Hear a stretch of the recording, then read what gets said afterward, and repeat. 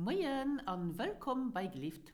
Ich bin dann Ehren Lützeburgischen Spruchecoach von glift.lu. Hier ist Woche Lektion Nummer 11 von Leia Lützeburg sehr mit Kurzlektionen. Hi and welcome to Glift.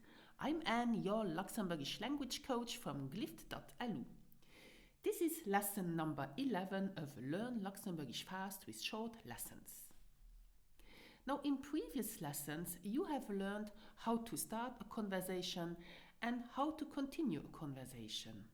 Now, it is time to learn how to bring conversations to an end in both formal and informal situations. Are you ready? Bist du bereit?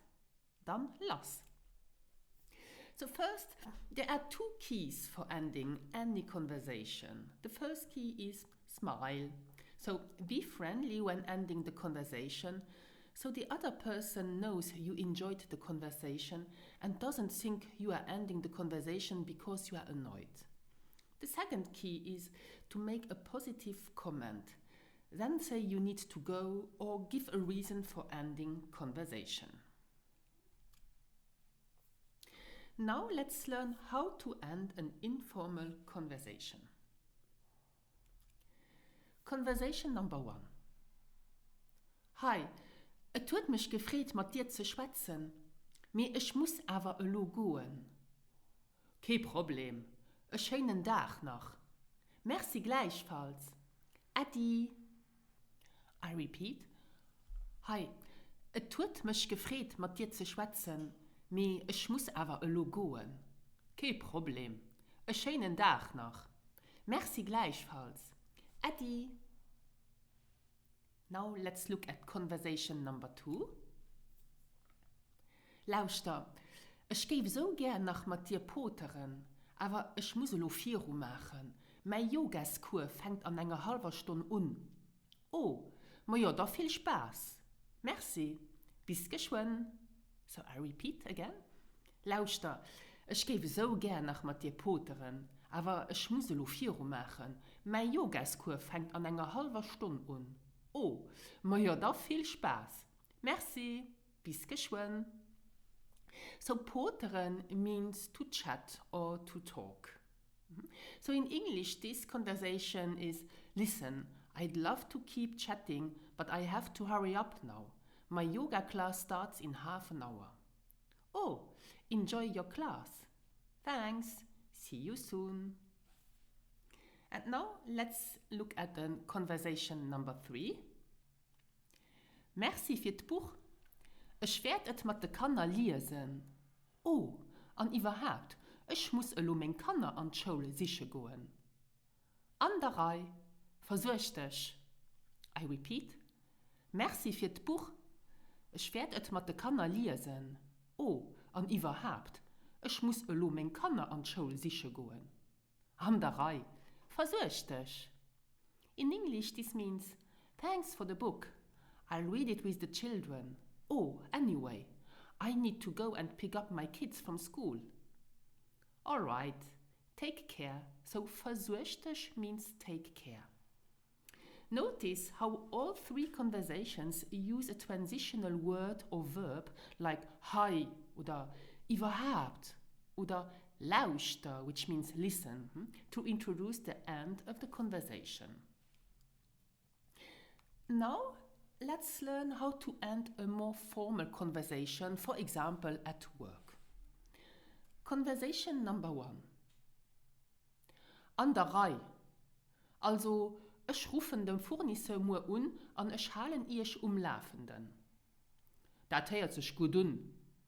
Tipptopp, einen schönen Tag noch. Merci gleichfalls. Adi. I repeat. An der Reihe. Also, ich rufe den Fournisseur nur an und ich halen ich dann Laufenden. Das hört sich gut an. Tipptopp, einen schönen Tag noch. Merci gleichfalls. Adi. So in English this would be, okay, so I'll call the supplier tomorrow and I'll let you know. Oh, sounds like a plan. Great. Have a good day. Thanks. You too. Bye. So You can end a conversation at work by giving a summary of the conversation or the next actions to take. This gives the other person a signal that you would like to end the conversation. Now let's look at conversation number 2. An der Reihe. So, ich ginne lo, ich hun noch viel Arbeit. Ja, ich auch, bisher no. I repeat. An der Reihe. So, ich ginne lo, ich hun noch viel Arbeit. Ja, ich auch, bisher no. So in English this is, all right, I go now. I have still a lot of work. Yeah, me too. See you later. So, ich hun noch viel Arbeit is a good way to end a conversation with a coworker that is not related to work. For example, if you are chatting with your colleague about weekend plans or other interests. And now let's look at the last conversation. Ma ja, ich weiß, du hast viel zu tun. Ich halte dich nicht weiter ab. Das ist ja an der Reihe. Das ist immer flott, mit dir zu schwätzen. I repeat. Ma ja, ich weiß, du hast viel zu tun. Ich halte dich nicht weiter ab. Das ist an der Reihe. Das ist immer flott, mit dir zu schwätzen.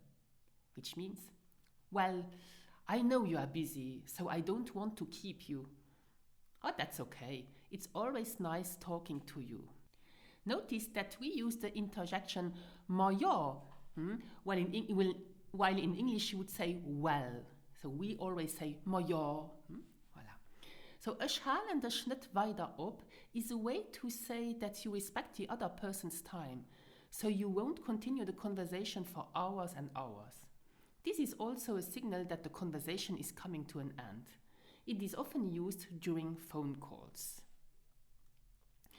Now let's finish with some different ways to say Adi in Luxembourgish. So you pronounce it Adi. So here are some formal and informal ways to say Adi in Luxembourgish. So Adi, bis geschwen, bisher no, versucht ich. That's the formal way to say take care, and versuch dich, it's the informal way to say take care. A schönen Tag noch, that's have a nice day. And you can also add avoir oder avoir, but that's really formal. And here are some informal ways to say Adi, so they're really informal. So you can say, mir gesehen eis jo. Or you can say, a schönen. A schönen is the short version of a schönen Tag. And bis dann. Bis dann is like in English, see you later or see you sometime. So, that was it for today's lesson. And if you liked this lesson, you may consider taking my online course Letztebrich am Alltag, Lausch der Schwätz. With this course, you have the opportunity to learn the phrases that native speakers use in day-to-day life. You will learn how to start a conversation, how to continue a conversation, how to end a conversation. So this course will teach you these phrases in the context of conversations. This course has more advanced conversations, and it is a fun and effective way to learn new words and common expressions and improve your ability to speak in Luxembourgish. So are you ready to understand Luxembourgish conversations better, learn common expressions native speakers use and speak more fluently? Then click on the link below this lesson on my blog under glift.lu/blog/weekly-lesson11 and get a free sample lesson today to get started. So, merci an Adi, bis nächste Woche.